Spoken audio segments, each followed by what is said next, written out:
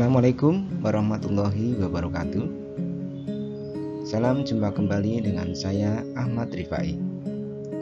Kali ini kita akan belajar bersama, masih dengan topik dan tema yang sama dengan pertemuan sebelumnya, yaitu tentang bela negara dalam konteks Negara Kesatuan Republik Indonesia. Materi yang akan kita bahas pada pertemuan kali ini adalah perjuangan mempertahankan Negara Kesatuan Republik Indonesia melalui jalur diplomasi. Selain melalui perjuangan fisik, para pahlawan bangsa pun berjuang melalui jalur diplomasi. Perjuangan melalui jalur diplomasi ini dilakukan melalui berbagai perundingan, terutama dengan Belanda. Tujuannya satu, yakni agar Belanda mengakui kedaulatan Indonesia sebagai sebuah negara yang merdeka dan mempunyai kedudukan yang sama dengan negara lainnya yang sudah terlebih dahulu merdeka. Berikut ini beberapa perundingan yang dilakukan oleh Indonesia dengan Belanda pada masa revolusi kemerdekaan. Perjanjian Linggarjati. Perundingan Linggarjati adalah suatu perundingan antara Indonesia dan Belanda di Linggarjati, Jawa Barat pada tanggal 10 sampai 15 November 1946 yang menghasilkan persetujuan mengenai status kemerdekaan Indonesia. Hasil perundingan ini ditandatangani di Istana Merdeka Jakarta pada tanggal 15 November 1946 dan ditandatangani secara sah oleh kedua negara pada tanggal 25 Maret 1947. Indonesia diwakili oleh Sultan Syahrir. Belanda diwakili oleh tim yang disebut Komisi Jenderal dan dipimpin oleh Wim Schermerhorn dengan anggota H.J. van Mook. Dalam perundingan tersebut, Lord Kiron dari Inggris bertindak sebagai mediator. Hasil perundingan terdiri dari 17 pasal yang antara lain berisi hal-hal berikut. 1. Belanda mengakui secara de facto wilayah Republik Indonesia yaitu Jawa, Sumatera, dan Madura. 2. Belanda harus meninggalkan wilayah Republik Indonesia paling lambat tanggal 1 Januari 1949. 3. Pihak Belanda dan Indonesia sepakat membentuk Negara Republik Indonesia Serikat atau RIS. 4. Dalam bentuk RIS, Indonesia harus tergabung dalam Commonwealth atau Persemakmuran Indonesia Belanda dengan mahkota negeri Belanda sebagai kepala Zuni. Perjanjian Renville. Perjanjian Renville diambil dari nama sebutan kapal perang milik Amerika Serikat yang dipakai sebagai tempat perundingan antara pemerintah Indonesia dan pihak Belanda dengan komisi 3 negara yaitu Amerika Serikat, Belgia, dan Australia sebagai perantaranya. Dalam perundingan itu, delegasi Indonesia diketuai oleh Perdana Menteri Amir Syarifuddin dan pihak Belanda menempatkan seorang warga Indonesia yang bernama Abdul Qadir Widjojoatmojo sebagai ketua delegasinya. Penempatan Abdul Qadir Widjojoatmojo ini merupakan siasat pihak Belanda dengan menyatakan bahwa pertikaian yang terjadi antara Indonesia dengan Belanda merupakan masalah dalam negeri Indonesia dan bukan menjadi masalah internasional yang perlu adanya campur tangan negara lain. Adapun isi perjanjian Renville antara lain yaitu sebagai berikut. 1. Belanda tetap berdaulat sampai terbentuknya Republik Indonesia Serikat atau RIS. 2. Republik Indonesia sejajar kedudukannya dalam Uni Indonesia Belanda. 3. Sebelum Republik Indonesia Serikat terbentuk, Belanda dapat menyerahkan kekuasaannya kepada pemerintah federal sementara. 4. Republik Indonesia menjadi negara bagian dari Republik Indonesia Serikat. 5. Antara 6 bulan sampai 1 tahun akan diselenggarakan pemilihan umum untuk membentuk konstituante Republik Indonesia Serikat. 6. Tentara Indonesia di daerah pendudukan Belanda atau daerah kantong harus dipindahkan ke daerah Republik Indonesia. Perjanjian Renville berhasil ditandatangani oleh kedua belah pihak pada tanggal 17 Januari 1948. Perjanjian Renville ini menyebabkan kedudukan Republik Indonesia semakin tersudut dan daerahnya semakin sempit. Hal ini merupakan akibat dari diakuinya garis Van Mook sebagai garis perbatasan baru hasil agresi militer Belanda pertama. Sementara itu, kedudukan Belanda semakin bertambah kuat dengan terbentuknya negara-negara boneka. Setelah penandatanganan perjanjian Renville, pihak pemerintahan Indonesia menghadapi tantangan sangat berat dan mengakibatkan Kabinet Amir Syarifuddin jatuh. Kabinet Amir Syarifuddin kemudian digantikan oleh Kabinet Hatta. Namun, di bawah pemerintahan Hatta muncul banyak rongrongan dan salah satunya dilakukan oleh bekas Perdana Menteri Amir Syarifuddin dengan organisasinya yang bernama Front Demokrasi Rakyat. Puncak dari pergolakan itu adalah pemberontakan PKI Madiun pada tahun 1948. Keadaan seperti itu dimanfaatkan oleh Belanda untuk melancarkan agresi militer yang kedua. Perundingan Rum Royan. Titik terang dalam sengketa perselisihan konflik antara pihak Indonesia Belanda terlihat. Hal ini dikarenakan kedua belah pihak bersedia untuk maju ke meja perundingan. Keberhasilan membawa masalah Indonesia Belanda ke meja perundingan tidak terlepas dari inisiatif Komisi Perserikatan Bangsa-Bangsa untuk Indonesia.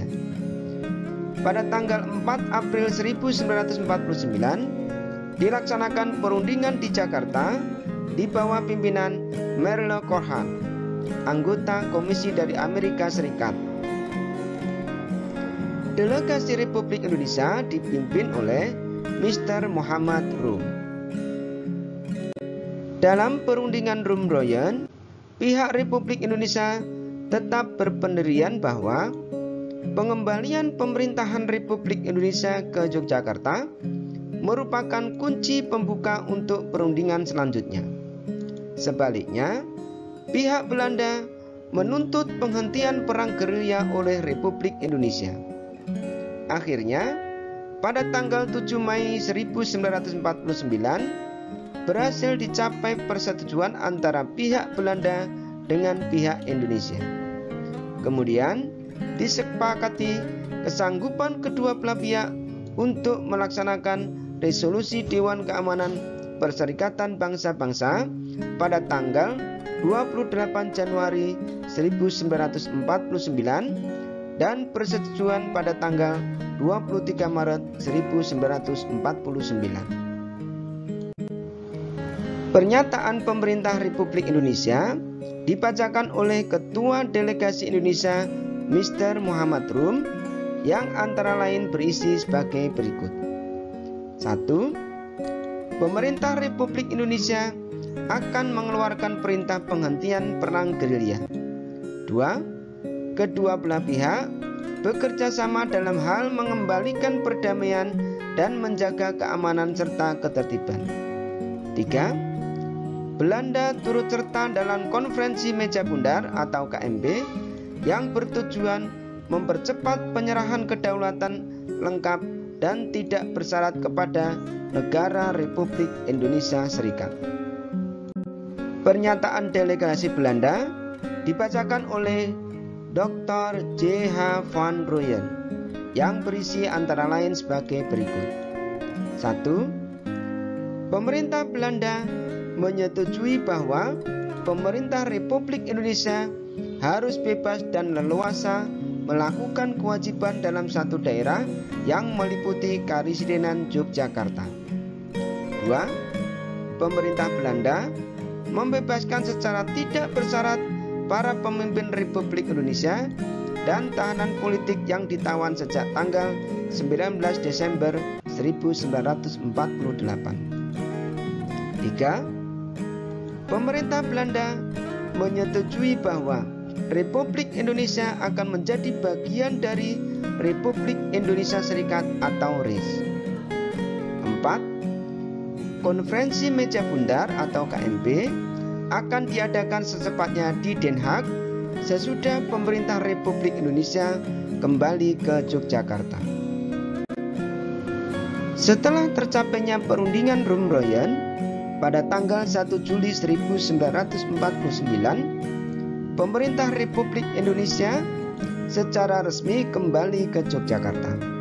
Selanjutnya disusul dengan kedatangan para pemimpin Republik Indonesia dari medan gerilya.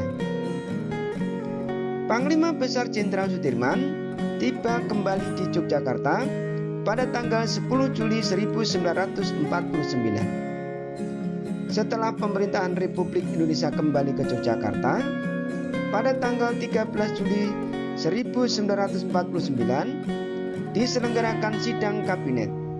Dalam sidang tersebut, Syarifuddin Prawinegara mengembalikan mandat kepada Wakil Presiden Muhammad Hatta. Dalam sidang tersebut juga diputuskan Sri Sultan Hamengkubuwono ke-9 diangkat menjadi Menteri Pertahanan merangkap Koordinator Keamanan. Konferensi Meja Bundar. Konferensi Meja Bundar yang berlangsung di Den Haag pada tanggal 23 Agustus sampai 2 November 1949 berhasil mengakhiri konfrontasi fisik antara Indonesia dengan Belanda. Hasil konferensi tersebut yang paling utama adalah pengakuan dan penyerahan kedaulatan dari pemerintah Belanda kepada pemerintah Indonesia tanggal 27 Desember 1949 yang disepakati akan disusun dalam struktur ketatanegaraan yang berbentuk negara federal, yaitu Negara Republik Indonesia Serikat.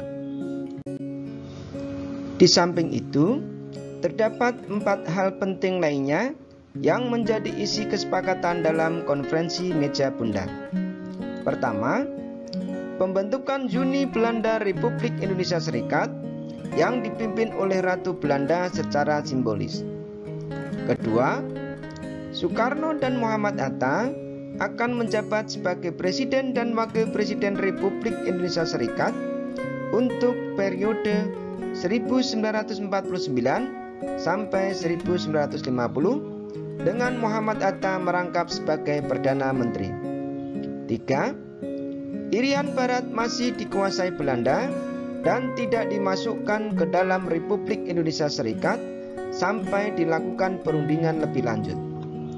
Keempat, pemerintah Indonesia harus menanggung hutang negeri Hindia Belanda sebesar 4,3 miliar gulden. Di satu sisi, hasil konferensi Meja Bundar tersebut harus dianggap sebagai sebuah kemajuan. Karena sejak saat itu, setelah Belanda mengakui dan menyerahkan kedaulatan kepada bangsa Indonesia, secara resmi Indonesia menjadi negara merdeka dan terlepas dari cengkeraman Belanda.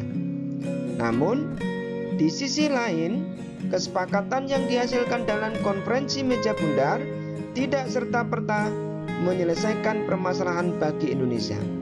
Terlebih, bentuk negara federal yaitu Republik Indonesia Serikat, adalah produk rekayasa Van Mook yang suatu saat dapat dijadikan strategi untuk merebut kembali Indonesia melalui politik divide and impera. Perjuangan melalui perundingan membuktikan bahwa bangsa Indonesia adalah bangsa yang cinta damai. Kita tidak mengutamakan kekerasan dalam menyelesaikan persoalan. Hal ini sesuai dengan budaya bangsa Indonesia yang tercermin dalam ideologi Pancasila. Kita mengutamakan persatuan dan kesatuan, mengutamakan musyawarah mufakat. Coba kamu renungkan pernyataan berikut ini. Bangsa Indonesia adalah bangsa yang cinta damai, namun lebih mencintai kemerdekaan.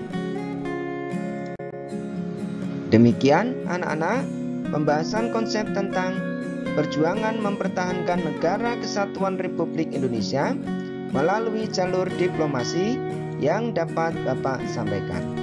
Mudah-mudahan konsep ini dapat dipahami dan dapat menambah khazanah keilmuan tersendiri bagi kalian. Insya Allah kita akan bertemu kembali pada sub pokok bahasan berikutnya, yaitu ancaman terhadap Negara Kesatuan Republik Indonesia pada pertemuan yang akan datang. Paman sedang menjemur gabah, mencari rezeki dengan berbangga. COVID-19 sedang menjadi wabah, selalu waspada, jaga diri dan keluarga. Sekian dan terima kasih atas segala perhatianmu. Wassalamualaikum warahmatullahi wabarakatuh.